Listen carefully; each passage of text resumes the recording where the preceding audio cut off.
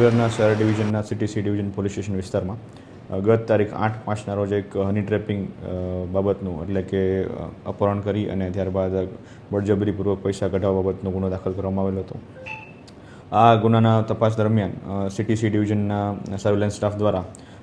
અગાઉ એક આરોપી મિત ઉર્ફે મિતેશ સુનિલ બારૈયાને પકડવામાં આવેલો હતો અને બાકીના આરોપીઓ નાસ્તા ફરતા હતા। ત્યારબાદ ગઈકાલે બાકીના જે આરોપીઓ છે જેના નામ છે યશ ઉર્ફે આર્યન નરેશ રાઠોડ અને પૂજા ડોટર ઓફ અરવિંદભાઈ પરમાર તેમજ અન્ય બે કાયદાના સંઘર્ષમાં આવેલા કિશોરો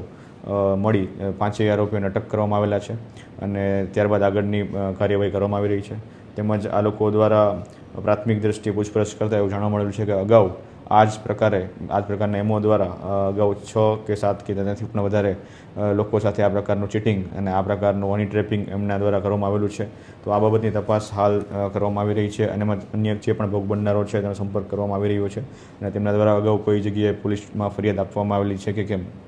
તેની તપાસ કરવામાં આવશે। આ જે અગાઉ ભોગ બનનારા વ્યક્તિઓ છે તે અમુક રાજકોટ, મોરબી તેમજ જામનગરના હોવાનું પ્રાથમિક દ્રષ્ટિએ જાણવા મળ્યું છે।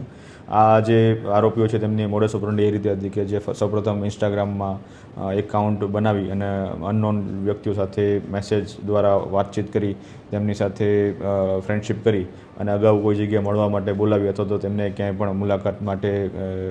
સંપર્ક કરી ત્યારબાદ જ્યારે પણ કોઈ વ્યક્તિ આ પ્રકારની મુલાકાત માટે આવે ત્યારે એમના મળતિયાઓ દ્વારા